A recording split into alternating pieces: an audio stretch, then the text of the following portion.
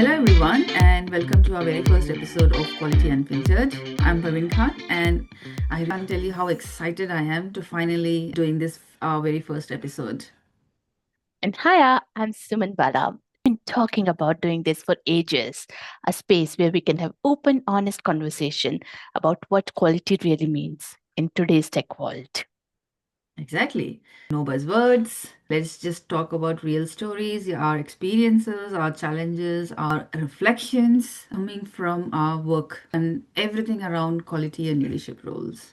Yeah, and what a better way to start with a topic that hits close to home, both of us. How to influence quality when you're not embedded in teams. Praveen, you're currently leading quality engineering transformation group, where you're not embedded in the squad delivery every day to day.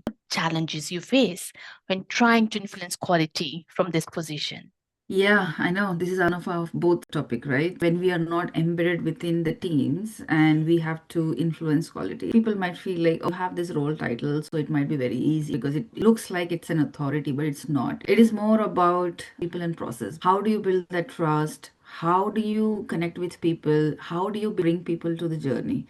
That's when it actually starts. I think for me, the journey starts when you build that trust, when you build that credibility, when you build that empathy with the people. That is the biggest challenge because it is not very quick one. When you are not within the team, you cannot sit with the team all the time and show them how to do stuff or show them actually how things are done. You're outside of the team, but then you still want to tell people how to do stuff. So it becomes challenging until unless you have this trust, you have this empathy towards people. It takes time, slow process. It takes a lot of patience. So I feel out of many, this is the main biggest challenge. And how about yours? I know that you have worked in a similar setup. Similarly, for me, the main challenge was distance. I couldn't be with each team every single day. There were Mm. things I knew will work for the teams. There were things I wanted to try, but then can't talk to 20 teams every single day. What really worked for me was initially when I started doing, I spent 1 week with each of the teams so I could build that trust with the teams. Mm. And I acted only as a listener. At that point, I didn't, like list out, oh, these are the things you can improve on. And just by listening, it helped me to understand their context. Yeah, I think that's really powerful, right? When you talk about listening skills, a lot of time when you are leading the teams, you hear the word like you have to tell people, but like you are saying completely something very opposite, right? Listening, you have to listen to the people so, to understand their context, their stories, their challenges. Instead of right, how do you even come up with what do you need to improve or what are the things that you want to influence on? I think for that, you definitely have to sit with people. I totally agree with that because I think it's so important to talk to them, to understand where they are. Because a lot of times we can think, I have found this very well, right? You feel like from your previous experiences of like previous teams, if this has worked something, I just want to bring that up. But until unless you understand their context, their challenges, and their priorities, right? Because you're not within the team, you need to listen and understand what is their current priority and what is their current challenge based on that priority, and then you can work on helping them where the And listening comes in. context is so big because, context is not just about the text, it is about where they are currently, what Mm, works for them, why yes. they are using certain tools or techniques today. And people also play a big part in that context. For example, I worked Yeah. with the teams where I was very happily writing to a test. It was part of definition of done.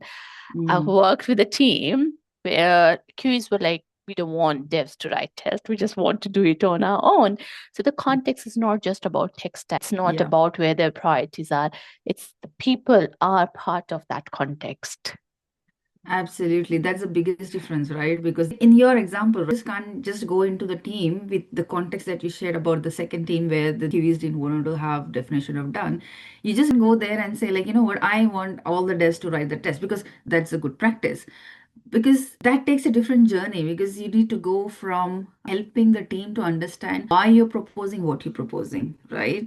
So even for me to go into such team and say that, you know, this has worked in my previous experience, this is why we need to include automation as part of definition of done, especially when there's only one QE within the team, they'll be like, oh, how can I do this? But you advocating them that it's not just you who needs to write the automated test. That's exactly what your role is as a quality engineer, to coach the team so that you don't become the bottleneck. It's going back to the basics and then helping them understand so that they can hit the North Star, or how can we get definition automation in definition of done. What I used to do is not just like, automation. Times I will ask the team what's not working for them. Because when they are coming with the problem statement, it's Yeah. most likely they will accept or at least try the solution I'm proposing, propose a improvement, which I think is good. For example, you should be doing accessibility, right?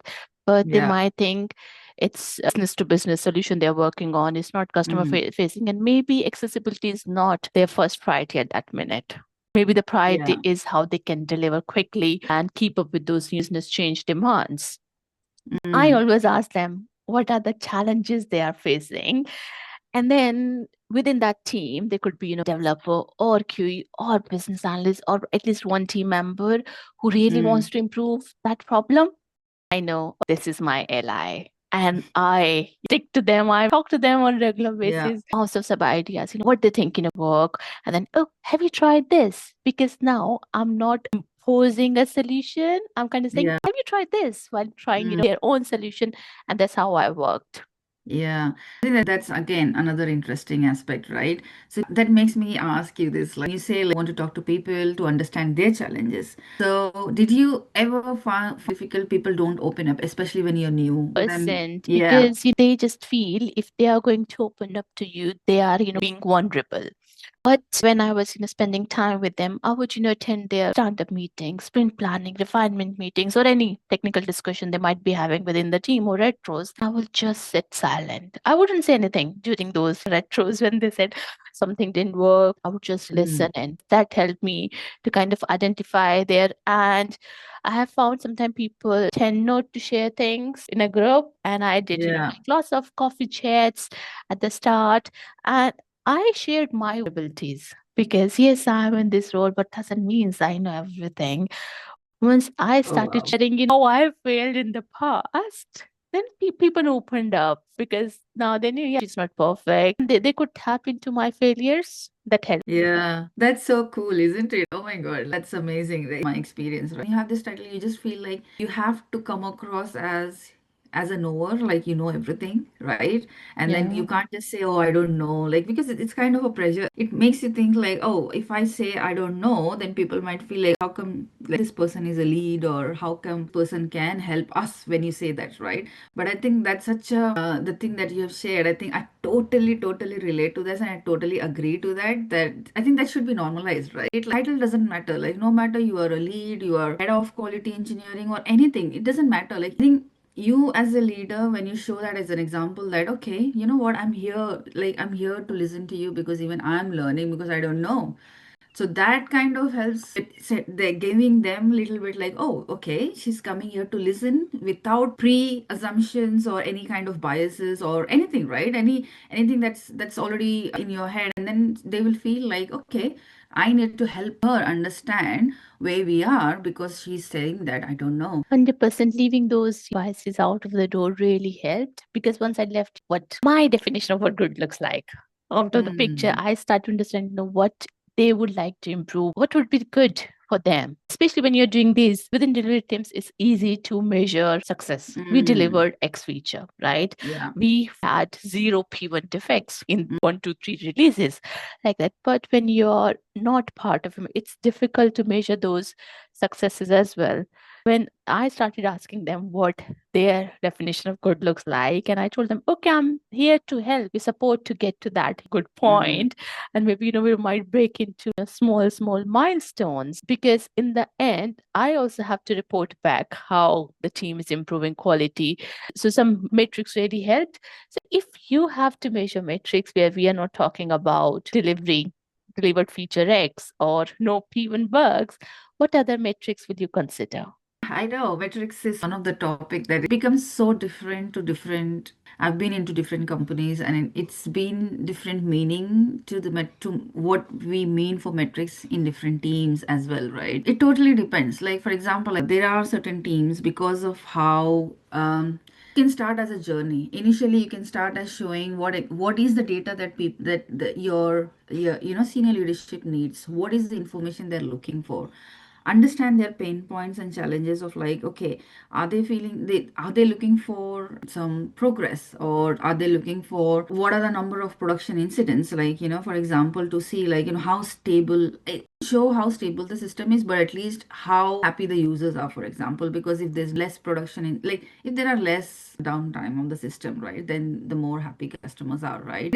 Is more very much context driven, but at the same time I don't believe in like, like what is your test coverage, what is the number of test cases. Like, this is not a metric. At least I can for sure say that these are the Hundred. metrics I've never followed. For us, one of the metrics which I improved with one of the team, the bottleneck was test data creation. It will Mm, take them like a week to create test data, and testing mm, efforts were like only like a day time.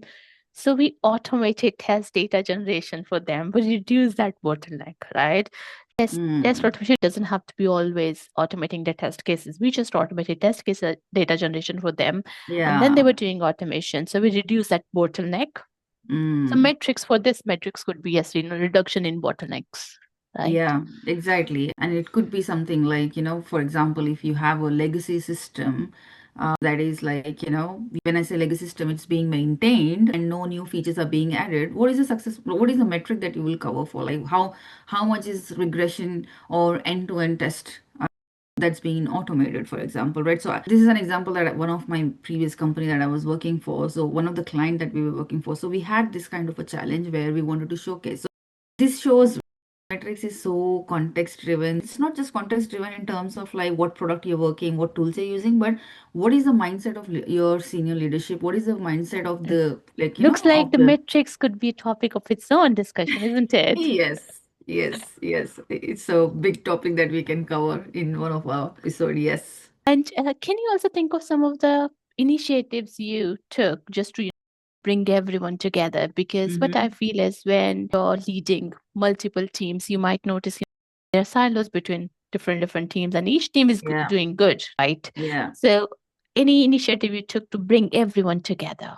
Yeah, I can think of like there are many different ways you can bring people together. So, right, we both are part of these communities, so we know how much valuable and how much it brings all people together. I just take that back to my workplaces, and I feel like that's something that helps. That something helps people, because it's not like when we are building quality, when we are building quality mindset, it's not just about not working just with quality engineers, or bringing all the roles together, right? So I've always gone into any team, any company that I go to. This is the step that I always take. Like, it doesn't matter how big, how small it is. Any community takes long time to actually get more engagement, more conversations. This is something that I always create, whether it's called quality community, whatever you name it. 100% innovation, whatever you name it. You can call it guild, you can call it community, you can call it a forum.